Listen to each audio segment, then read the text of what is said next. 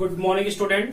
जैसा कि हम लोगों ने प्रीवियस वीडियो में कार्बोकेटायंस के बारे में स्टडी किया था, ठीक है। वहां हमने सीखा था होमोलिटिक बॉन्ड क्लीवेज और heterolytic bond cleavage. Bond cleavage सीखा था। तो हेट्रोलिटिक बॉन्ड क्लीवेज में हमने सीखा था कि दो तरीके के आयंस बनते हैं, एक इलेक्ट्रॉन डिफिशिएंट होता है, दूसरा इलेक्ट्रॉन रिच होता है। जैसे हमारे पास कार्बन सिंगल बॉन्ड कार्बन है, तो अगर इसका हेट्रोलिटिक क्लीवेज होता है मतलब कोई एक कार्बन जो है इलेक्ट्रॉन गेन कर लेता है और दूसरा कार्बन को इलेक्ट्रॉन को लॉस करता है। तो अगर ये कार्बन इलेक्ट्रॉन को गेन कर रहा है तो इस पे आ गया पॉजिटिव और इस पे आ गया निगेटिव चार्ज। तो अगर कार्बन पॉजिटिव चार्ज बियर करता है दैट्स कॉल्ड कार्बोकेटायन, जो हम लोग प्रीवियस वीडियो में डिस्कस कर चुके हैं। नेक्स्ट हमारा टॉपिक होता है कार्बन आयंस। मतलब if carbon atom possesses negative charge it is known as carbon ions. अगर हमारे पास कोई कार्बन एटम है और उस कार्बन पे निगेटिव चार्ज है उसको हम लोग कार्बन आयंस बोलते हैं। जैसे सिंपली हमने लिख दिया एथेन CH3 अगर इसका हेट्रोलिटिक क्लीवेज करवाते हैं तो ये इलेक्ट्रॉन इस कार्बन के पास आ गया, तो हमारे पास हो गया CH3 निगेटिव और इसने अपना कार्बन ने इलेक्ट्रॉन डोनेट किया तो ये हो गया CH3 पॉजिटिव। तो इस स्पीसीज को हम लोग बोलते हैं कार्बन आयंस, ठीक है। और जो हमारा पॉजिटिव चार्ज वाला होता है ये कार्बोकेटायन, जो कि ऑलरेडी हम डिस्कस कर चुके हैं, ठीक है। तो अब हमारे पास एक कार्बन आयंस होता है जिसमें हम देखते हैं कि कार्बन पे जो होता है निगेटिव चार्ज बियर करता है। तो सिंपली अगर डिफाइन करना हो तो डिफाइन करेंगे carbon ions are those species in which carbon atom possesses negative charge, जिसमें carbon atom negative charge bear करता है दैट्स कॉल्ड कार्बन आयंस, ठीक है। तो ये हमारा हो गया कार्बन आयंस। अब इसमें हम इसके हाइब्रिडाइजेशन, इसके स्ट्रक्चर की बात करते हैं, ठीक है। तो अगर हम sp3 की बात इसमें बात करें कार्बन आयंस की, तो कार्बन के साथ 3 हाइड्रोजन एटम जुड़े हुए हैं और एक निगेटिव चार्ज है। जो निगेटिव चार्ज होता है वो as a lone pair behave करता है, इसको हम लोन पेयर की तरह ट्रीट करते हैं। तो अगर हम बात करें तो कार्बन 3 सिग्मा बॉन्ड बना रहा है, 3 बॉन्ड बना रहा है और एक नेगेटिव चार्ज है, वो भी इसमें यूज होता है। तो अगर हम बात करें तो इसमें हाइब्रिडाइजेशन हमारा हो जाता है। हाइब्रिडाइजेशन की बात करें तो हाइब्रिडाइजेशन हो गया हमारा sp3। अब हम जानते हैं हाइब्रिडाइजेशन के कॉन्सेप्ट से कि अगर किसी स्पीसीज की हाइब्रिडाइजेशन sp3 है तो उसकी ज्योमेट्री होती है टेट्राहेड्रल। तो इसकी भी ज्योमेट्री टेट्राहेड्रल होनी चाहिए according to hybridisation. But according to VSEPR theory, valence shell electron pair repulsion theory, उसके अकॉर्डिंग अगर बात करें तो यहां जो नेगेटिव चार्ज होता है एज ए लोन पेयर होता है। तो लोन पेयर और बॉन्ड पेयर रिपल्सन होने की वजह से इसकी ज्योमेट्री थोड़ा सा चेंज होती है। मतलब इसमें अगर एक लोन पेयर प्रेजेंट है तो लोन पेयर प्रेजेंट होने की वजह से इसकी ज्योमेट्री पिरामिडल हो जाती है,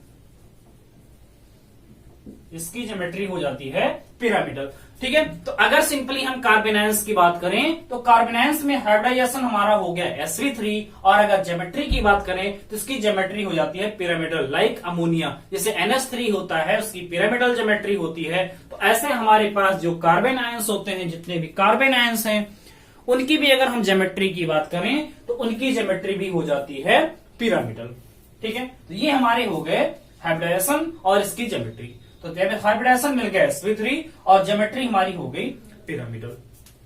इतना चीज समझ में आ गया होगा, ठीक है। इसके बाद हम अगर बात करें इसके रिलेटिव स्टेबिलिटी की, कि अगर हमारा जो है प्राइमरी, सेकेंडरी और टर्सरी में कौन सा ज्यादा स्टेबल होगा, कि मेथिल कार्बन आयंस ज्यादा स्टेबल होगा, ये चीज हम सीखते हैं, ठीक है। जैसे हमारे पास पहला हो गया मेथिल कार्बन आयंस, दूसरा अगर हम बात करें तो CH3 CH2 निगेटिव, ये हो गया प्राइमरी कार्बन आयंस। तीसरा अगर हम बात करें CH3 CH निगेटिव, ये हमारा हो गया सेकेंडरी कार्बन आयंस। और अगर इसके साथ 3 एल्किल ग्रुप जुड़े हुए हैं CH3 इस पे निगेटिव, ये हमारा हो गया टर्सरी कार्बन आयंस। अब देखिए जितने भी एल्किल ग्रुप होते हैं, जैसे इससे पहले हमने सीखा था जब कार्बोकेटायंस की स्टेबिलिटी में, ठीक है। तो एल्किल ग्रुप जो होते हैं that's are electron releasing group. मतलब ये किसी भी कार्बन एटम से अगर जुड़े हुए हैं तो उस कार्बन एटम पे इलेक्ट्रॉन डेंसिटी को इंक्रीज करने का काम करते हैं। मतलब जो ये मेथिल ग्रुप जुड़ा हुआ है ये CH2 पे इलेक्ट्रॉन डेंसिटी को इंक्रीज करने का काम करेगा, इस कार्बन पे इलेक्ट्रॉन डेंसिटी को बढ़ाने का काम करेगा। भैया ये पहले से ही इलेक्ट्रॉन इसके पास ज्यादा है, ये निगेटिव चार्ज बियर कर रहा है, इसको और इलेक्ट्रॉन कोई दे रहा है। भाई मेरा पेट भरा हुआ है, मैंने पर्याप्त खाना खा लिया है, खाना खा लिया उसके बाद भी हमको जबरदस्ती खिलाया जा रहा है, तो जबरदस्ती खिलाने पर क्या होगा, आपकी स्टेबिलिटी डिक्रीज होने लगेगी, आप अनस्टेबल होने लगेंगे, अपने आप को असहज महसूस करने लगेंगे। ठीक है, गलती नहीं है फिर भी आप पीटे जा रहे हैं। तो वही चीज, ये हमारा जो CH2 है, ये कार्बन एटम जो है ये निगेटिव चार्ज बियर कर रहा है, मतलब इस पे ऑलरेडी निगेटिव चार्ज प्रेजेंट है, फिर भी इसको जो CH3 है ये जबरदस्ती इलेक्ट्रॉन दे रहा है कि भैया हम तुमको इलेक्ट्रॉन देंगे ही देंगे। तो इलेक्ट्रॉन जबरदस्ती दे रहा है जिसकी वजह से ये स्टेबल नहीं होता है, इसकी स्टेबिलिटी थोड़ा सा डिक्रीज हो जाती है। यहां अगर हम बात करें तो यहाँ दो मेथिल ग्रुप जुड़े हुए हैं, दोनों इलेक्ट्रॉन देने का काम कर रहे हैं, दोनों इलेक्ट्रॉन रिलीजिंग ग्रुप हैं, तो यहाँ इलेक्ट्रॉन डेंसिटी और ज्यादा बढ़ती चली जा रही है, मतलब और ज्यादा अनस्टेबल होता चला जा रहा है। और अगर यहाँ पे टर्सरी की बात करें तो यहाँ तीन मेथिल ग्रुप जुड़े होने की वजह से तीनों कार्बन की पे इलेक्ट्रॉन डेंसिटी और बढ़ाने का काम करते हैं, इससे सबसे ज्यादा अनस्टेबल हो जाता है। तो स्टेबिलिटी की बात करें तो हमारा मेथिल कार्बेनाइन सबसे ज्यादा स्टेबल होता है, उसके बाद प्राइमरी, उसके बाद सेकेंडरी, उसके बाद टर्सरी। ये कार्बोकैटायंस का जस्ट अपोजिट होता है, क्योंकि कार्बोकैटायन इलेक्ट्रॉन डिफिशियंट होते हैं तो उस पर इलेक्ट्रॉन डेंसिटी बढ़ेगी तो स्टेबिलिटी बढ़ती चली जाएगी। ये इलेक्ट्रॉन रिच स्पीसीज होती हैं, these are electron rich species. तो इलेक्ट्रॉन रिच हैं तो अगर इनको एक्स्ट्रा इलेक्ट्रॉन बाद में फिर मिलेगा तो इनकी स्टेबिलिटी डिक्रीज होती चली जाएगी, तो हमारा स्टेबिलिटी का ऑर्डर ये हो जाएगा।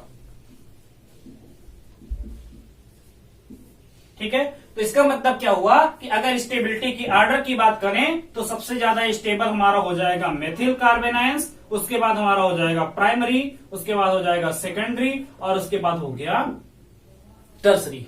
ये हमारा कॉन्सेप्ट हो गया कार्बेनाइंस का। तो कार्बेनाइंस में हमने तो चार चीजें सीखी। पहली चीज इसमें हाइब्रिडाइजेशन, तो हाइब्रिडाइजेशन इसमें sp3 होता है। ज्योमेट्री की बात करें तो इसमें ज्योमेट्री जो होती है वो होती है आपकी पिरामिडल, पिरामिड की तरह। ठीक है, कुछ इस तरीके से पिरामिड की तरह ज्योमेट्री होती है। तो पिरामिडल ज्योमेट्री मिलती है इसकी हमको, जैसे ये हो गया। ठीक है, ये कुछ ज्योमेट्री मिलती है, तो पिरामिडल ज्योमेट्री होती है। तीसरी, अगर हम कार्बेनाइंस की स्टेबिलिटी की बात करें तो सबसे ज्यादा मेथिल कार्बेनाइंस होता है, उसके बाद प्राइमरी, उसके बाद सेकेंडरी, उसके बाद टर्सरी। और चौथा कॉन्सेप्ट हमारा मिल गया कि ये जो कार्बेनाइंस होते हैं these are electron rich species, मतलब इसमें इलेक्ट्रॉन डेंसिटी काफी ज्यादा होती है, जिसकी वजह से ये एज ए न्यूक्लियोफाइल बिहेव करते हैं। ये न्यूक्लियस लविंग होते हैं, मतलब जहां पे इलेक्ट्रॉन डिफिशियंट सेंटर होगा वहां पे ये अटैक करते हैं। ठीक है, तो ये सब कॉन्सेप्ट हमारे हो गए।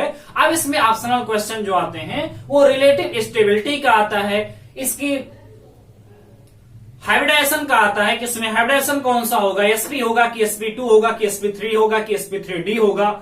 ज्योमेट्री का आता है कि sp3d ज्योमेट्री होगी, सॉरी टेट्राहेड्रल ज्योमेट्री होगी कि पिरामिडल होगी कि बेंट शेप होगी कि स्क्वायर प्लेनर होगी, मतलब ज्योमेट्री का कॉन्सेप्ट। तो ऑप्शनल के क्वेश्चन जो भी बनते हैं फॉर बीएससी पार्ट 1 या इंटरमीडिएट के लिए या किसी कंपटीशन के लिए जो भी क्वेश्चन बनते हैं उसमें या तो ज्योमेट्री पूछी जाती है या हाइब्रिडाइजेशन पूछा जाता है या रिलेटिव स्टेबिलिटी पूछी जाती है। तो आप ये चीजें यहां से क्रिस्टल क्लियर कर सकते हैं। ठीक है, तो हम मिलते हैं नेक्स्ट वीडियो में, तब तक के लिए नमस्कार।